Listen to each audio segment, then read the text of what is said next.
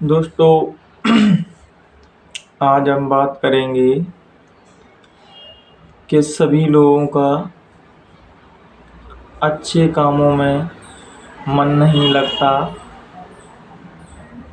लोग वाग कहते रहते हैं कि भजन में मन नहीं लगता या कुछ भी ऐसे काम जिससे हमारा व्यक्तित्व और ऊंचा उठता है उसमें हमारा मन क्यों नहीं लगता। दोस्तों, हर जीव पर कर्मों का बोझा लदा हुआ है और वो भजन में या किसी नेक कामों में मन इसलिए नहीं लगता क्योंकि हमारे ऊपर जो कर्म लदे हुए हैं, जो कर्मों का बोझा लदा हुआ है, कहीं ना कहीं वो कर्म हमारे आगे पीछे आते हैं। इस वजह से हमारा अच्छे की तरफ कम रुझान होता है और बुरे की ओर हम जल्दी आकर्षण हो जाते हैं, जल्दी प्रभावित हो जाते हैं। क्योंकि बुराई की एक खूबी है दोस्तों, क्योंकि बुराई बहुत जल्दी प्रभावित करती है लोगों को। अच्छाई इतनी जल्दी प्रभावित नहीं हो पाता व्यक्ति अच्छाई से। लेकिन जब जीवन की यात्रा चलती है दोस्तों, तो अच्छाई तो शुरू में उसको समस्याएं उठानी पड़ती हैं, लेकिन उसके बाद का जीवन अच्छा होता है दोस्तों।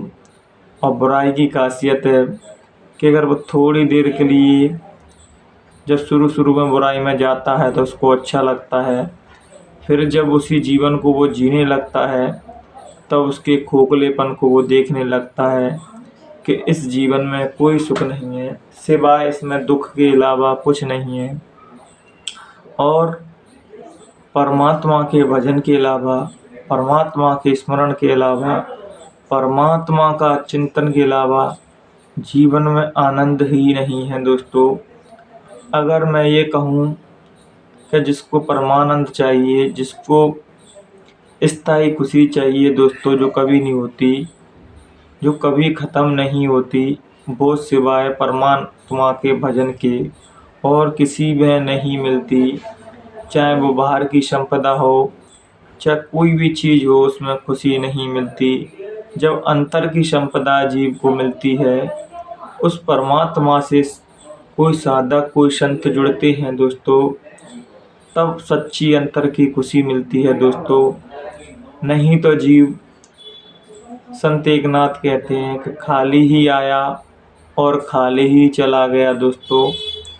और इस जीवन के उद्देश्य को समझना है दोस्तों, तो किसी बुद्ध पुरुषों के चरणों में जाओ, किसी संत महापुरुषों के चरणों में बैठो, तब हमें अपने जीवन का वास्तविक अर्थ समझ में आएगा कि मेरा जन्म केवल खाने पीने और सोने के लिए नहीं हुआ है।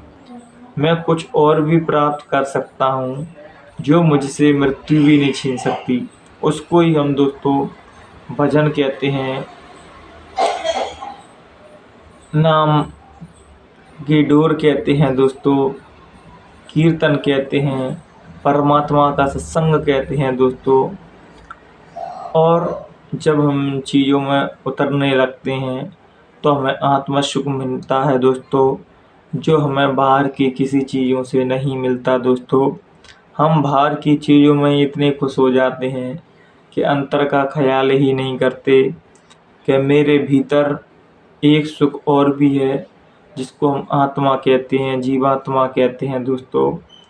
क्या आपने ये कभी सोचा कि जीवात्मा तो सब कहते हैं, आत्मा तो कहते हैं, लेकिन आपने कभी एक बात सोची, क्या मैं अपने जीवात्मा के अंतर देखूं कि मेरे शरीर के किस पार्ट में है, या जीवात्मा मेरे शरीर में कहाँ पर है। तो जब दोस्तों ध्यान करते हैं व्यक्ति, तो सभी की चेतना जीवात्मा यहाँ पर नहीं रहती दोस्तों। जब धीरे धीरे हमारा ध्यान केंद्रित होता है, कॉन्सेंट्रेट होता है साधक, तब धीरे धीरे चेतना एकाग्रित होकर दोस्तों इस बिंदु पे आने लगती है, जिसको हम दिव्य दृष्टि कहते हैं, शिव नेत्र कहते हैं, तीसरा नेत्र कहते हैं। वेद वाणी, अनाहत वाणी, सभी देवी देवता दोस्तों इन चर्म आँखों से नहीं देख सकते ईश्वर पार ब्रह्म, ब्रह्मा विष्णु महादेव इन आँखों से नहीं देखे जा सकते। उनके लिए तो दिव्य दृष्टि खुलना, दिव्य आँखों से ही देखे जाते हैं, जिसको आज हम साइंस के फॉर्म में पीनियल ग्रंथि कहते हैं दोस्तों। अब इसकी बड़ी बड़ी कोचिंगें ली जाती हैं दोस्तों, लाख 2-2 लाख फीस रहती हैं दोस्तों। तो आप ये समझ रहे हो कि इनसे पीनियल ग्रंथि खुल जाएगी, इससे बड़ा कोई झूठ नहीं है। ये केवल आपके पैसों की ठगोरी की जाती है, केवल आपके पैसों को लूटने की व्यवस्था है दोस्तों। पीनियल ग्रंथि, दिव्य दृष्टि तो किसी बुद्ध पुरुष की, संत महापुरुषों के चरणों में बैठ के और उनसे अपार श्रद्धा में डूब के ही ये दिव्य दृष्टि खुलती है दोस्तों। अन्यथा ऐसी कोई क्राइटेरिया नहीं है कि पैसा लाख 2 लाख रुपए देके खुल जाएगी, क्योंकि ऐसा होता तो बड़े बड़े बिजनेसमैन इसको, इस क्राइटेरिया को कब का पा चुके होते। ये तो श्रद्धा से, भक्ति से, ध्यान से दोस्तों होता है। ये साधक के अंदर, जब साधक के अंदर अपने गुरु के प्रति, अपने मुर्शिद के प्रति प्रेम अनंत हो जाता है दोस्तों, जब साधक गहरे ध्यान में उतरने लगता है, साधना करने लगता है, भजन करने लगता है, तब मुर्शिद की उस पर कर्म होता है। सद्गुरु अपनी रूहानियत दृष्टि उस पर डालते हैं, तब कहीं साधक शिष्य के अंदर वो दिव्य चेतना, वो दिव्य दृष्टि उत्पन्न होती है, जिससे वो भूत भविष्य वर्तमान सब देख सकता है दोस्तों। लेकिन जब हम किसी उद्देश्य के साथ कोई साधना कर रहे हों तो हमें वो चीज़ नहीं मिलती दोस्तों। साधना में तो किसी भी प्रकार की डिमांड ही नहीं रहती, और यहाँ किसी भी प्रकार की डिमांड नहीं है दोस्तों, उसको सब कुछ मिल जाता है। तभी तो संत कबीर कहते हैं कि मांगन मरण समान है, मत मांगो कोई भीख, और मांगन से मरना भला ऐसे गुरु की सीख। क्योंकि मांगने से तो हम परमात्मा को, गुरु को, संत को ये साबित कर देते हैं कि इनको कुछ पता नहीं है, इसलिए हम मांग रहे हैं दोस्तों। जब आप एक बात बताइए, जब परमात्मा, भगवान, ईश्वर, गुरु सब कुछ जानते हैं तो हमें मांगने की ज़रूरत क्या है? उन्हें तो खुद पता है कि हमें किस चीज़ की ज़रूरत है। तभी तो किसी ने खूब कहा है कि बन की जाने मन की जाने, जाने चित्त की चोरी, और बात साहब से क्या छुपा जाके आत्मा डोरी। कहने का भाव दोस्तों, परमात्मा से कुछ नहीं छिपा है। आपको किस चीज़ की ज़रूरत है, आपसे ज़्यादा वो बखूबी जानता है कि मेरे बच्चों को, मेरे भक्त को किस चीज़ की ज़रूरत है। वो आपसे ज़्यादा भली बात ही जानता है। लेकिन हम लोग इतने चतुर, इतने सियाने बनते हैं कि परमात्मा के सामने रोएंगे, चिल्लाएंगे, परमात्मा मुझे ये दे दो, मुझे ये चीज़ नहीं दे। आप ये बताइए, अब अगर आपको कहने की ज़रूरत पड़ रही है, वो परमात्मा कैसे जिनसे हमें कहने की ज़रूरत पड़ती है? परमात्मा तो अपने आप ही अंतर की भाषा समझ लेता है, लेकिन आपको देता वही है जिसमें आपका हित छिपा हो। आप वो चीज़ मांग के लाते हैं जिसमें आपका अहित हो, और जिससे आप साधन में, ध्यान भजन में आपको समस्या हो, वो चीज़ मांग के लाते हैं। लेकिन वो चीज़ नहीं मांगे जिससे हमारा भजन और बलवती हो, हमारी साधना और बने, हम नेकी के रास्ते पर चलें। हम जो भी करें मानवता की भलाई के लिए करें, समाज कल्याण के लिए करें, अच्छाई के विचार सभी हमारे समाज में बटें, जिससे हमारा समाज अंधकार की ओर जा रहा है, उससे जीव बचे। जब ऐसे ऐसे गहरे विचार साधक के अंदर चलने लगते हैं, तब समझना कि साधक ने अपने लिए मांगना बंद कर दिया है और केवल समाज के लिए, मानवता के लिए ही मांगता है दोस्तों। वे ही सच्चे साधक रहते हैं, वो ही सच्चे संत रहते हैं, जिन्होंने अपने लिए ना जी के संपूर्ण मानवता को जीवन समर्पित कर दिया। संपूर्ण मानवता की भलाई उनकी साधना का एक उद्देश्य बन गया दोस्तों। क्योंकि संतों पर जब परमात्मा की मौज होती है तो वो इसी कंडीशन में होती है कि उन्होंने अच्छाई का प्रचार करना चालू कर दिया, समाज को नेकी देना चालू कर दी, सभी लोगों से प्यार मोहब्बत, सभी लोगों को जोड़ने की बात की और सभी को सत्य मार्ग पे लगाया।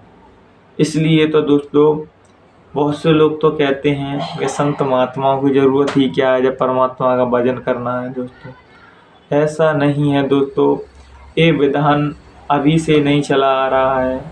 भगवान राम और कृष्ण ने भी सतगुरु के चरणों में बैठे, संतों के चरणों में बैठे, तभी उन्होंने ज्ञान को प्राप्त किया और तभी इतनी बड़े बड़े कार्य किए। दोस्तों बिना संतों के आशीर्वाद के, बिना गुरुओं के आशीर्वाद के ये भी आके समाज में कुछ नहीं कर पाते, क्योंकि संत बिना दोस्तों, गुरु के बिना कोई भी हम काम करते हैं वो सफलतापूर्वक हो नहीं सकता। इसलिए तो कहा है कि गुरु के बिना हम कितना भी दान पुण्य करें, कितने भी नेकी के काम करें, लेकिन हमारा एक भी दान पुण्य कर्म नहीं लगता। लेकिन हम कोई गुरु धारण कर लेते हैं, फिर हम भजन करते हैं तो हमें साधना का दुगना फल मिलता है और जो भी काम करते हैं उसका हमें फल मिलता है। इसलिए दोस्तों अपने जीवन में किसी न किसी गुरु की खोज करें, किसी संत की खोज करें, जिससे हमें वो भव सागर के पार कर दें और इस मोह ममता की दुनिया से हमें उस ब्रह्म की यात्रा पर ले जाएं, जहाँ सभी जीवों का समान अधिकार है, सभी लोग उसको पा सकते हैं। बस शर्त है कि हम सच्ची श्रद्धा से उसका भजन करें, सच्ची श्रद्धा से उसका स्मरण करें दोस्तों, तो हमें वो ज़रूर मिलता है। बहुत से लोग कहते हैं परमात्मा है या नहीं, लेकिन मैं ये कहता हूँ आप समर्पण तो हो, वो अपने आप आपको महसूस या दिखाई देने लगेगा। लेकिन जब तक आप समर्पण नहीं होंगे तब तक आपके सामने भी बैठ जाएगा, आप उसको ना महसूस कर पाओगे ना देख पाओगे। इसलिए समर्पण हो जाना, भक्ति हमारे अंदर आ जाना, दीनता आएगी, तब परमात्मा के वास्तविक स्वरूप को समझ पाएंगे। इसलिए कोई ना कोई अपने जीवन में संत महापुरुषों की खोज करें और जीवन का सच्चा सुख परमात्मा की आराधना में ही है और किसी चीज़ में नहीं। इन्हीं विचारों के साथ हम अपनी वाणी को विराम देंगे। कहने सुनने में कोई भी कमी हुई हो तो अपना बेटा छोटा भाई समझ के माफ़ कर देना। प्रणाम दोस्तों।